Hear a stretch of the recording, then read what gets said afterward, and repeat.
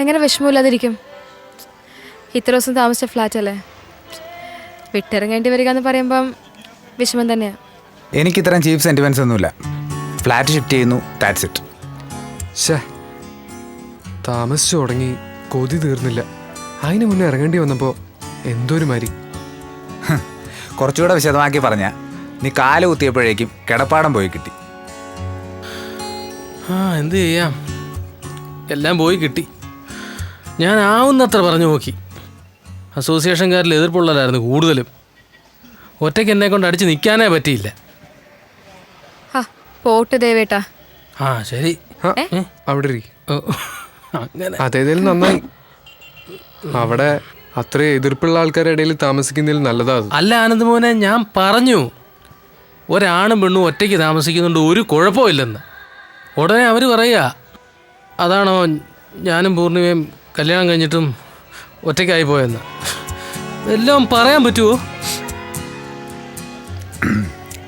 കുട്ടികളില്ലാതെ സങ്കടം ഇനി ദേവേട്ടന് വേണ്ട. ഞങ്ങളെല്ലാം ദേവേട്ടൻ്റെ കുട്ടികളായിട്ട് കണ്ടാൽ മതി. അയ്യടാ, എനിക്ക് അത്ര പ്രായമൊന്നും ആയിട്ടില്ല കേട്ടോ.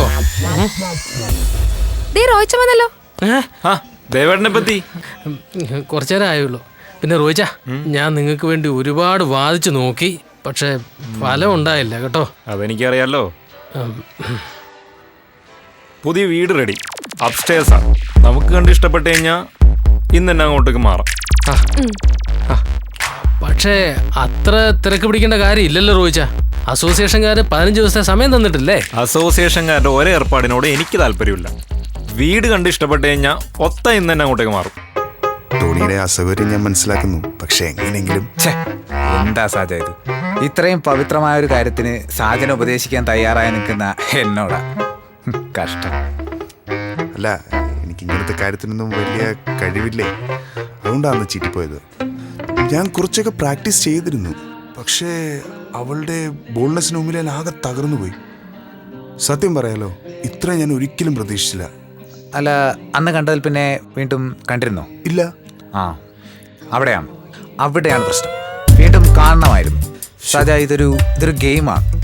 നമ്മൾ ഇഷ്ടപ്പെടുന്ന പെൺകുട്ടിയെ നമ്മൾ ആദ്യം അപ്രോച്ച് ചെയ്യുന്നു, പിന്നെ ക്രിയേറ്റ് ചെയ്യപ്പെട്ടൊരു സാഹചര്യത്തിൽ വെച്ച് വീണ്ടും കാണുന്നു.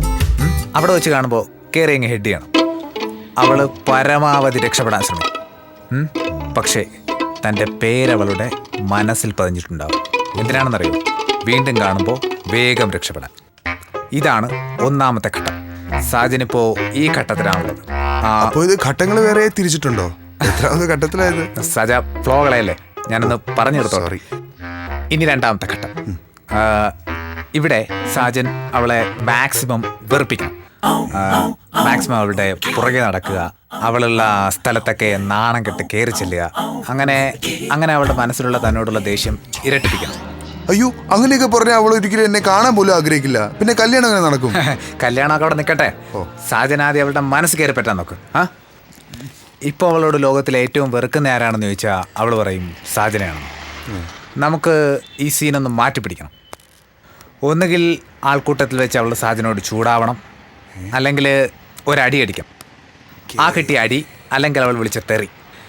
ഇത് മനസ്സിൽ വെച്ചിട്ട് ഷാറൂഖ് ഖാൻ്റെ മുഖഭാവത്തോടെ സാജൻ അവളോട് പറയണം, ഇനി ഞാൻ നിന്നെ ശല്യപ്പെടുത്തില്ല, സോറി എന്ന് പറഞ്ഞിട്ട് പോകുന്ന വഴി കരയാതെ കരഞ്ഞുകൊണ്ട് ഒരു നോട്ടം നോക്കിയിട്ട് ഫ്രെയിമിൽ നിന്ന് പതിയെ ഔട്ടാവുക. പിന്നെ ഒരിക്കലും സാജൻ അവളുടെ പുറകെ പോകരുത്. അപ്പോൾ നമ്മൾ അവളുടെ പുറകെ നടന്ന സ്ഥലങ്ങളിലൊക്കെ ചെല്ലുമ്പോൾ സാജനെ അവൾ വല്ലാണ്ട് മിസ് ചെയ്യും. അവളുടെ കൂട്ടുകാരികളോടൊക്കെ ചോദിക്കുമ്പോൾ അവർ പറയും, എന്നാലും അടിച്ചത് മോശമായിപ്പോയി. അവിടെ അവളുടെ സമാധാനം പോവും. ശേഷം അവൾ സാജനോട് വന്ന് മാപ്പ് പറയുന്നിടത്ത് നിങ്ങളുടെ പ്രണയം ആരംഭിക്കും. ഞാൻ സമ്മതിച്ചിരിക്കുന്നു ടോണി. ഞാൻ എന്താ തരാം? എൻ്റെ കൈ ഇപ്പോൾ ഒന്നും വേണ്ട, എന്തെങ്കിലും വേണോ ഞാൻ പറഞ്ഞോളാം. Okay, thank you. ഓക്കെ, വെറുതെ സമയം കളയണ്ട, ആദ്യത്തെ ഘട്ടം ഉടൻ തന്നെ ആരംഭിക്കണം. Okay, done.